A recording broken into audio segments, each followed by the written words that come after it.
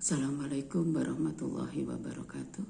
Alhamdulillah anak-anak, kalian sudah mempelajari, memahami, dan mengerjakan LKS 2 metabolisme tentang katabolisme.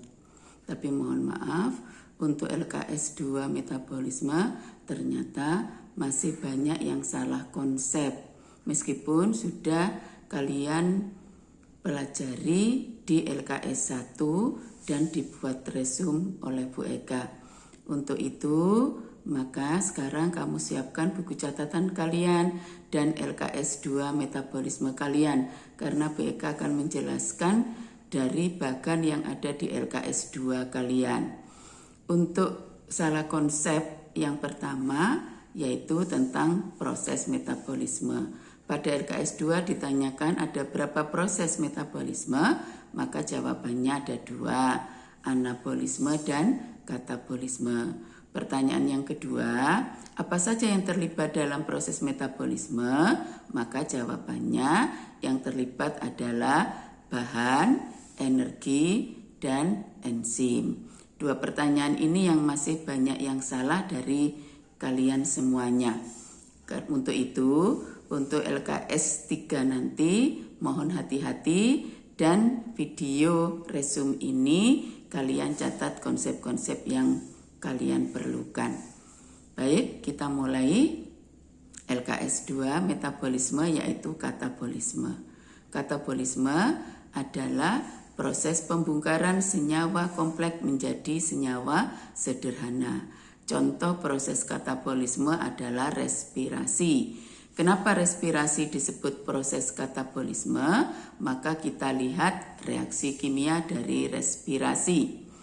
Sebelumnya, respirasi ada 2, yaitu respirasi aerob dan respirasi anaerob. Yang pertama, kita bicara respirasi aerob. Reaksi kimia respirasi aerob adalah C6H12O6 glukosa plus O2 oksigen bebas menghasilkan CO2 plus H2O plus energi. Itu yang banyak salah. Plus energi, energinya berupa ATP. Bahan dari respirasi aerob adalah glukosa. Rumusnya C6H12O6. Hasilnya CO2. Glukosa mempunyai atom C berjumlah 6, sedangkan karbon dioksida atom C-nya 1. Maka glukosa dikatakan sebagai senyawa yang kompleks karena atom C-nya lebih banyak. Sedangkan CO2 disebut senyawa yang sederhana karena atom C-nya hanya 1. Tahap-tahap respirasi aerob. Respirasi aerob ada 4 tahap. Glikolisis, DO asam pirufat, siklus Krebs, dan transfer elektron. Respirasi aerob terjadi di mitokondria. Coba kalian lihat gambar mitokondria. Mitokondria adalah salah satu dari 4 organel sel yang bermembran ganda. Artinya mitokondria punya 2 membran. Membran luar yang lurus dan membran dalam yang berlekuk-lekuk. Membran dalamnya disebut dengan krista. Di antara ruang antar membran, baik di antara membran dalam dan luar atau pada lekuk-lekuk membran dalam, lekuk-lekuk krista, terdapat cairan. Cairannya disebut dengan matriks. Di matriks dan krista inilah nanti akan terjadinya peristiwa respirasi aerob. Seperti tadi, respirasi aerob ada 4 tahap. 1. Glikolisis yang terjadi di sitoplasma atau sitosol. 2. DO asam pirufat yang terjadi di matriks. 3. Siklus Krebs juga terjadi di matriks. Dan 4. Transfer elektron yang terjadi pada krista, yaitu membran dalam mitokondria. Kita mulai dari glikolisis. Glikolisis adalah proses pengubahan glukosa menjadi asam pirufat. Glukosa C6H12O6 punya 6C, sedangkan asam pirufat punya 3C. Respirasi aerob memerlukan 1 glukosa. Karena glukosanya itu atom C-nya 6, sedangkan asam pirufat atom C-nya 3, maka 1 glukosa diubah menjadi 2 asam pirufat. Dan glikolisis ada 10 tahap, dilihat di BKSmu. Tahap pertama yaitu glukosa berubah menjadi glukosa 6-fosfat. Senyawa yang pertama tidak punya fosfat, sedangkan senyawa yang kedua punya fosfat. Artinya glukosa 6-fosfat adalah fosfatnya terikat di atom C nomor 6. Dari mana atom fosfatnya? Atom fosfatnya diperoleh dengan mengubah ATP menjadi ADP. Yang kedua, glukosa 6-fosfat disubah menjadi fruktosa 6-fosfat. Yang ketiga, fruktosa 6-fosfat diubah menjadi fruktosa 1,6-difosfat. Senyawa yang atas punya 1 fosfat, yang bawah punya 2 fosfat. Dari mana fosfatnya? Diambil dari pengubahan ATP menjadi menjadi ADP. Yang selanjutnya, fruktosa 1,6-difosfat diubah menjadi 2 senyawa. Senyawa pertama gliseraldehid 3-fosfat, senyawa kedua dihidroksiaseton fosfat. Nah, glukosa atom C-nya 6, sedangkan gliseraldehid fosfat atom C-nya 3 dan dihidroksiaseton fosfat atom C-nya juga 3. Karena itu 1 glukosa diubah menjadi 2 senyawa. Nah, pengubahan glukosa menjadi 2 senyawa ini memerlukan 2 ATP. ATP diubah menjadi ADP, ya, perlu ADP. Selanjutnya, di sini akan ada 2 reaksi, 1 dari gliseraldehid fosfat, 1 dari dihidroksiaseton fosfat. Karena ada 2, sedangkan di LKSmu cuma dibahas 1 saja, maka nanti hasilnya dikalikan 2. Kita lanjutkan. Gliseraldehid fosfat diubah menjadi gliseraldehid 1,3-fosfat. Pengubahan gliseraldehid fosfat menjadi 1,3-fosfat dengan mengubah NAD menjadi NADH.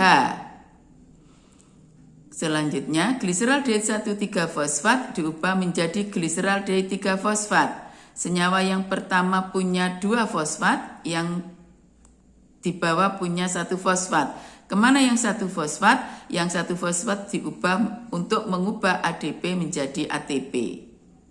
Selanjutnya, gliseraldehid 3-fosfat diubah menjadi gliseraldehid 2-fosfat. Gliseraldehid 2-fosfat menjadi fosfoenol pirufat. Fosfoenol pirufat menjadi enol pirufat. Senyawa yang atas punya fosfat, yang bawah tidak. Kemana fosfatnya? Fosfatnya digunakan mengubah ADP menjadi ATP. Enol pirufat kemudian diubah menjadi pirufat, asam pirufat. Sudah? Reaksi dari gliseraldehid 3-fosfat menjadi asam pirufat itu menghasilkan NADH. Karena ada 2 reaksi tadi, 2 NADH, ada 4 ATP. Nah, pada reaksi pertama dari glukosa menjadi gliseraldehid fosfat dan hidroksiaseton fosfat memerlukan 2 ATP, sedangkan pada tahap kedua dari gliseraldehid 3-fosfat menjadi asam pirufat dihasilkan 4 ATP, maka hasil akhirnya ATP-nya yang 4 dikurangi 2 karena sudah dipakai. Maka glikolisis adalah proses perubahan glukosa menjadi asam pirufat, hasil sampingnya NADH dan ATP. 1 glukosa diubah menjadi 2 asam pirufat, 2 NADH, dan 2 ATP. Itu glikolisis. Sekarang kita masuk tahap yang kedua, yaitu tahap DO asam pirufat. DO asam pirufat terjadi di matriks mitokondria. DO asam pirufat mengubah asam pirufat menjadi asetil-CoA. Pada saat pengubahan asam pirufat menjadi asetil-CoA, maka dihasilkan CO2 dan NADH. Asam pirufat atom C-nya 3 kemudian diubah menjadi asetil-CoA yang atom C-nya 2. Kemana yang satu? Yang satu dikeluarkan dalam bentuk CO2. DO asam pirufat bahannya adalah 2 asam pirufat, sedangkan hasilnya 2 asetil-CoA plus 2 CO2 plus 2 NADH. Asetil-CoA sekarang masuk ke tahap yang ketiga, yaitu tahap siklus Krebs.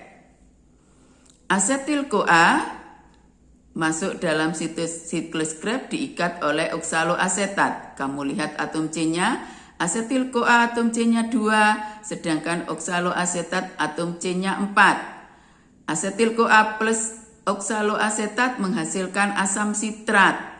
Asam sitrat atom C-nya 6, 2 ditambah 4 jadi 6. Karena hasil pertamanya adalah asam sitrat, maka siklus Krebs disebut juga siklus asam sitrat. Tahap kedua, asam sitrat diubah menjadi asam isositrat. C-nya tetap 6. Isositrat diubah menjadi alfa ketoglutarat. Isositrat C-nya 6, ketoglutarat C-nya 5. Kemana yang satu? Yang satu dikeluarkan dalam bentuk CO2. Pada saat pengeluaran CO2 juga dihasilkan NADH. Ketoglutarat diubah menjadi suksinil-CoA. Ketoglutarat atom C-nya 5, suksinil atom C-nya 4. Kemana yang satu? Yang satu dikeluarkan dalam bentuk CO2. Saat pengeluaran CO2 juga dihasilkan NADH. Suksinil-CoA diubah menjadi suksinat. Suksinil-CoA C-nya 4, suksinat juga C-nya 4. Pengeluaran CO2 karena itu energi tinggi, maka mengubah ATP yang di situ disebut GTP menjadi ATP yang di situ disebut GTP. Suksinat diubah menjadi fumarat. Pengubahan suksinat menjadi fumarat dihasilkan FADH. Atom C-nya suksinat 4, atom C-nya fumarat juga 4. Yang berubah sekarang hanya kalau suksinat hanya 4, kalau fumarat hanya 2. Maka hanya diberikan ke FAD menjadi FADH2. Fumarat berubah jadi malat. Tetap malat berubah menjadi oksaloasetat. C-nya tetap. Pengubahan malat menjadi oksaloasetat menghasilkan NADH. Sekarang kita simpulkan. Siklus Krebs terjadi di matriks mitokondria, bahannya asetil-CoA, 2 asetil-CoA karena itu ada 2 siklus. Hasilnya 4 CO2, 6 NADH, 2 FADH, dan 2 ATP. Sebelum masuk ke transfer elektron, kita jumlahkan dulu hasil dari glikolisis, DO, dan siklus Krebs. Glikolisis menghasilkan 2 asam pirufat yang dipakai di DO, sisanya 2 NADH dan 2 ATP. DO, asam pirufat, menghasilkan 2 asetil-CoA yang akan masuk ke siklus Krebs, sisanya 2 NADH dan 2 CO2. Maka kita mendapatkan sisa 4 NADH, 2 CO2, dan 4 NADH, 2 CO2, dan 2 ATP. Siklus Krebs menghasilkan 6 NADH, 2 FADH, 4 CO2 dan 2 ATP. Maka sekarang kita punya 10 NADH, 2 FADH, 6 CO2 dan 4 ATP. Diulangi, 6 NADH, 10 NADH, 2 FADH, 6 CO2 dan 4 ATP. Ya. Sekarang kita masuk ke transfer elektron. Bahannya transfer elektron adalah NADH yang jumlahnya 10 tadi, FADH yang jumlahnya 2, dan O2 yang jumlahnya 6. Ya. Kita lihat transfer elektron. Di transfer elektron ada 3 enzim. NADH reduktase, sitokrom reduktase, dan sitokrom oksidase. Setiap lewat 1 enzim ini akan menghasilkan 1 ATP. Sekarang kita ke NADH. Ya, di situ ditulis 1 NADH. NADH akan masuk ke 3 enzim. 1, NADH reduktase menghasilkan 1 ATP, 2 sitokrom oksidase menghasilkan 1 ATP, dan 3 sitokrom oksidase menghasilkan 1 ATP. Jadi NADH, 1 NADH akan menghasilkan 3 ATP. Kenapa? Karena dia lewat di 3 enzim. Sudah? Sekarang FADH. FADH di transfer elektron akan masuk ke 2 enzim. Di situ ada suksinat reduktase, itu bukan enzimnya FADH, itu enzimnya suksinat. Maka FADH akan masuk ke enzim sitokrom reduktase dan sitokrom oksidase. Karena hanya masuk ke 2 enzim, maka 1 FADH menghasilkan 2 ATP. Sudah?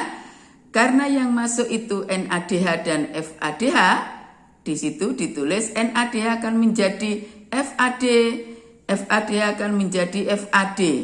Kemana hanya akan masuk ke bagian akhir dari transfer elektron, kemudian diikat oleh O2 menjadi H2O. Ada 10 FADH, ada 10 H+, ada 2 FADH, ada 2 H+, berarti H+-nya berjumlah 12. 12 H+ diikat oleh 6 O2 menghasilkan 6 H2O. Ya. Transfer elektron bahannya 10 FADH, 2 FADH, dan 6 O2. Hasilnya 34 ATP plus 6 H2O. Ya, kita kembali ke reaksi kimia respirasi aerob. Reaksi kimianya C6H12O6 plus O2 menghasilkan CO2 plus H2O plus energi. Ya. C6H12O6-nya 1 mol, O2-nya 6 mol, CO2-nya 6 mol, H2O-nya 6 mol, energinya 38 ATP. Ya. Kita bahas satu-satu. Glukosa digunakan pada tahap glikolisis. O2 digunakan dalam tahap transfer elektron. Untuk apa O2? O2 untuk menangkap H+ sehingga membentuk H2O. Karena itu O2 disebut akseptor H+. CO2 ada 6 dari mana? 2 dari DO asam pirufat dan 4 dari siklus Krebs. H2O-nya 6 dari mana? Dari transfer elektron. Ada 12 H+, maka membentuk 6 H2O. Energinya 38 dari mana saja? Dari glikolisis 2, dari siklus Krebs 2, dan dari transfer elektron 34. Maka hasilnya respirasi aerob, reaksi kimianya 1 glukosa plus 6 O2 menghasilkan 6 CO2 plus 6 H2O plus 38 ATP. Itu respirasi aerob. Sekarang respirasi anaerob. Respirasi anaerob disebut juga dengan fermentasi atau respirasi intramolekul. Kenapa disebut respirasi anaerob? Karena proses respirasi ini tidak memerlukan O2 bebas. Tahapnya, kalian perhatikan, sama dengan respirasi aerob. Respirasi anaerob bahannya juga 1 glukosa. 1 glukosa diubah menjadi 2 asam pirufat, 2 NADH dan 2 ATP. Ini adalah tahap glikolisis. Pada respirasi anaerob, asam pirufat tidak masuk ke DO, tetapi asam pirufat kalau pada tumbuhan jamur, maka asam pirufat akan diubah menjadi asetildehid. Asam pirufat atom C-nya 3, asetildehid atom C-nya 2. Kemana yang satu? Yang satu dikeluarkan dalam bentuk CO2. Asetildehid baru diubah menjadi etanol. Proses fermentasi ini disebut fermentasi alkohol karena menghasilkan alkohol. Apa bahannya? Fermentasi alkohol bahannya 1 glukosa, hasilnya 2 etanol, 2 CO2, 2 ATP, dan 28 kilokalori-kalor. Nah, dari mana ATP-nya? ATP-nya dari proses glikolisis. Yang kedua, fermentasi asam laktat, sama. Bahannya 1 glukosa. Nah, kemudian dalam glikolisis diubah menjadi asam pirufat plus NADH-nya menghasilkan asam laktat.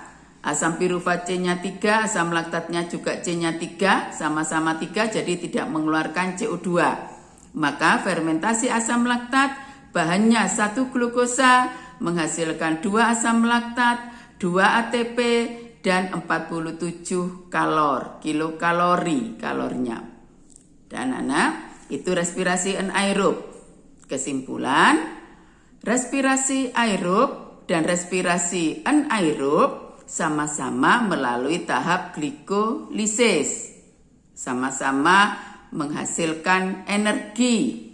Sama-sama bahannya glukosa. Bedanya, kalau aerob terjadi 4 tahap, kalau anaerob hanya 1 tahap saja, yaitu glikolisis saja. Yang kedua, energi yang dihasilkan kalau aerob itu adalah 38 ATP, kalau anaerob cuma 2 ATP. Perbedaan pokoknya yang jelas, kalau aerob menggunakan O2 bebas, kalau anaerob tidak menggunakan O2 bebas. Demikian anak-anak resume yang dapat diberikan. Mohon dipahami lagi sehingga kalau mengerjakan LKS selanjutnya tidak ada lagi konsep-konsep yang salah. Jika ada konsep-konsep yang belum dimengerti, maka bisa kalian share di WA group dan kita akan bahas bersama-sama. Sekian, wassalamualaikum warahmatullahi wabarakatuh.